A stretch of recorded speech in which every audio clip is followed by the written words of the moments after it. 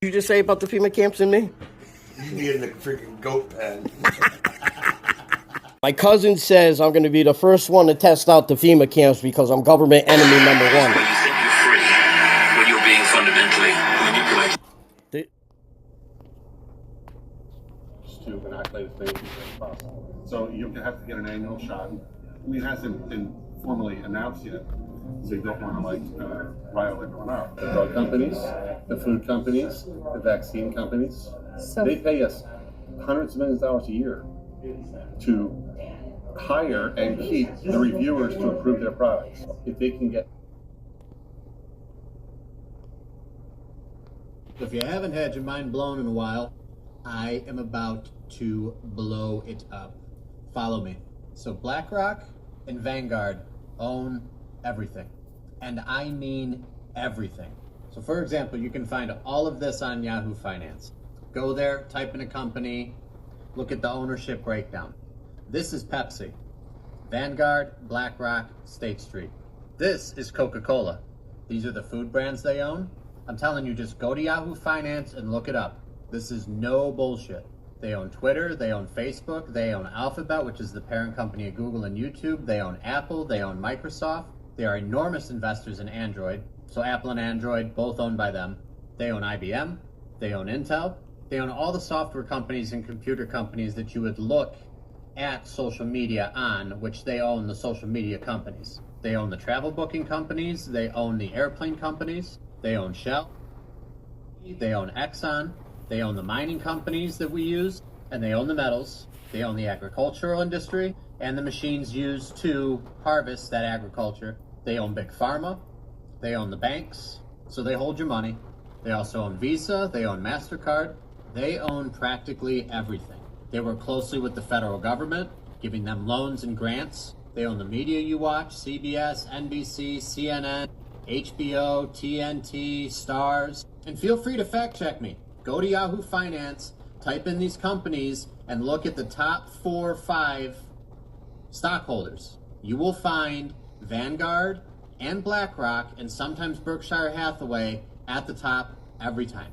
The more companies you type in, the more this is going to freak you out. So who invests in Vanguard and BlackRock, and who does Vanguard and BlackRock invest their money into? The Clintons, the Bushes, the Obamas, Schiff, Pelosi, Schumer, McConnell. And so when you go to look up who owns Vanguard, it's private. This is where it gets tricky, because these people like to keep a low profile.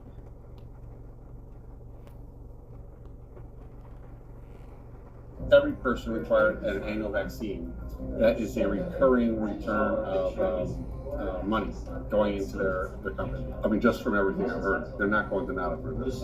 Meet Christopher Cole, an executive officer at the FDA with over 20 years' experience who claims to be directly involved in the approval process of the various COVID vaccines. What you're about to witness raises some alarming concerns, from the government's desire to mandate an annual vaccine for everyone, including young children, to the billions of dollars that exchange hands between our government and Big Pharma to railroad the approval process. I'm a manager for the Food and Drug Administration. My agency oversees vaccines, vaccine approvals, and devices for vaccines. And my office clears all the emergency approvals. Because since COVID is under an emergency order, we expedite the approval of any emergency. I've been there for like 22 years. Biden wants to inoculate as many people as possible. So you have to get an annual shot. I mean, it hasn't been formally announced yet, because they don't want to rile everyone up. Is it going to be formally announced? Yeah, at some point. I mean, it's going to be, and some of it's been talked about publicly, but it hasn't been talked about on like CNN or Fox or MSNBC or anything. But yeah, you'll have to get an annual. I think what's going to happen is it's going to be a gradual thing. Schools are going to mandate it. Why do they need the third one? Well, the same reason you or I would need the third one, because the vaccine, it wanes. Mm-hmm. Your ability to fight it, it wanes. So the 3 will bolster your system. And then there will be an annual, eventually an annual, just like the flu shot. For the toddlers? Well, for everyone. Okay, so the toddlers too then. We'll have to get it Probably. annually. Okay. I mean, Yeah. that's in the future. We're not sure.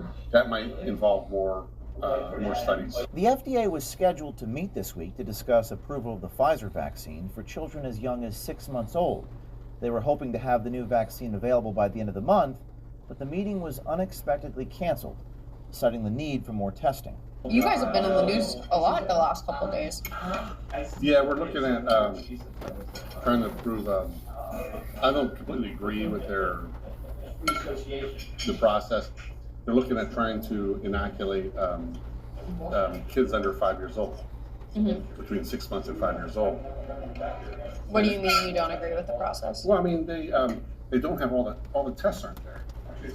So I agree with the thing that it is important to inoculate them, but you can't provide the parent as much a surety as you normally want to. Despite Cole's concerns regarding the possible dangers of vaccinating young children, it seems the FDA is still willing to go through with this approval. It's an EUA for all age groups, all designations, and then you have to get approved by specific age groups based on the study. Do you think it's really an emergency for the toddlers? Well, they're all approved under an emergency, just because it's not as impactful as some of the other approvals, emergency approvals, but they're all being approved under that standard. The efficacy data doesn't have to be as high. The standard is on emergency use authorizations is that it does more benefit than harm. So how do you know it's already getting approved? Well, they're not going to, I mean, just from everything I've heard, they're not going to not approve this. I thought their cases weren't that high for 6 month to 4-year-olds. They're not, but because it's related to COVID, it's under that approval process. So how many babies did they have to jab, basically, for the trial? I don't know. I haven't looked at the trial, how many people they did. There's always a chance of long-term effects, especially with someone younger. Cole seems certain the federal government will require annual COVID vaccines, including young children, even though the efficacy, adverse reactions, and long-term effects are still unknown. It's hard to find, like, pregnant women for these studies, and a significant number in order to be statistically accurate. I haven't tested enough on pregnancy, on vaccines and everything, and women, because they have different systems than men. And They haven't tested enough? Well, they have, but they haven't done enough prior. Now they also been very good at promoting that, but that was an issue for a period of time. Well, I feel like that's still an issue. It is still an issue. It's still we still haven't gotten there. I read like a couple articles about it, and everything I saw was that the first 2 shots weren't effective. There has been, yes, it has not been as effective as they're expecting. I agree.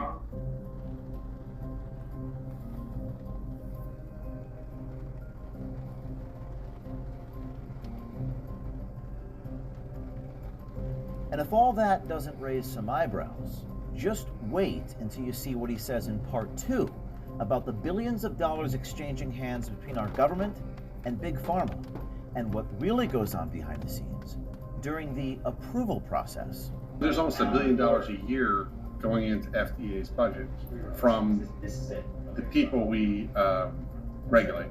If they can get every person required at an annual vaccine, that is a recurring return of money going into their company.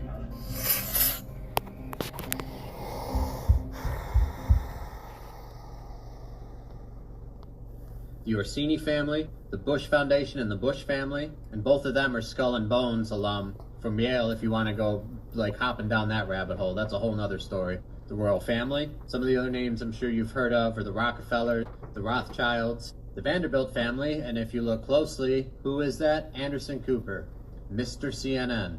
These two companies, along with State Street and Berkshire Hathaway, make roughly 86% of the money in the world. Go look it up. It is all there if you're willing to take the time to research it. And maybe next time when CNN is pushing a Pfizer vaccine, people are like, oh, I don't know if I want to take that. And then Facebook and Twitter and Instagram are fact-checking that and censoring people and doctors that speak out against it. Think twice, and then think one more time. These people do not care about you or I, they care about themselves. And I've been saying it for a very long time. And it's fucking painful.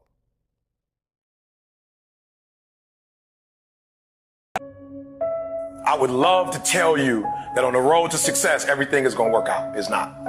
It's going to be a dog fight. On the road to success, I lost 5 aunts to cancer. It's a dog fight. My wife. All right, guys, I got some breaking news, and you guys aren't going to believe it at all. It's so crazy. I know I'm pretty sure you guys all heard, but we can't report on it.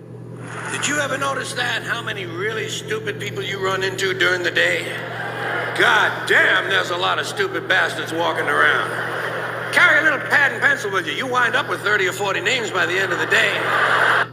You can stick your new world order up your ass.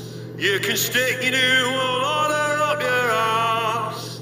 You can stick your new world order where the sun don't shine but ought to. Stick your...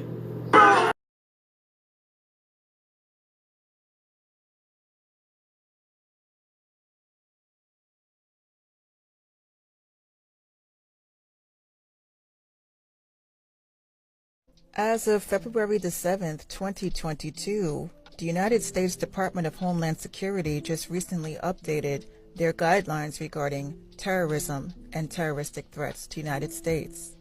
They made it sound that interesting. Let's take it back for a minute.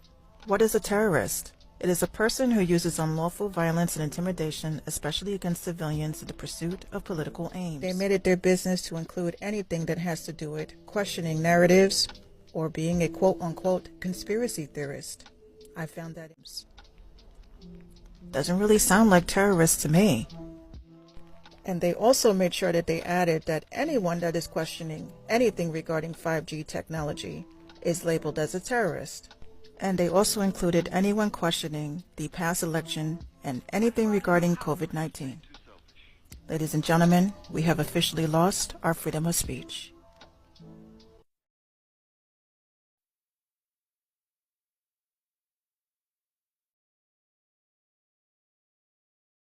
And follow any that say. And follow any that say. And follow any that say.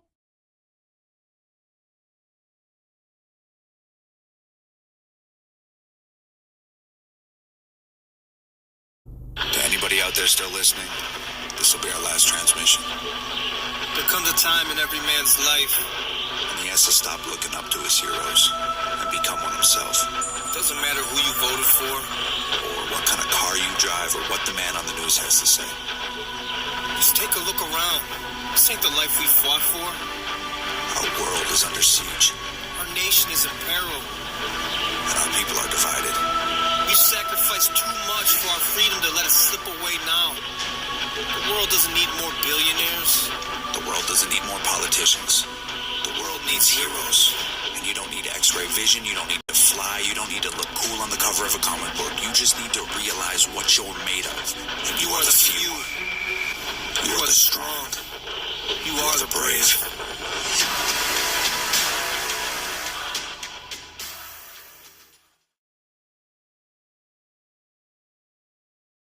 Realize, don't ever underestimate someone who's quiet. They always know more than they say. And I guarantee you, they notice more than you'll ever realize. Don't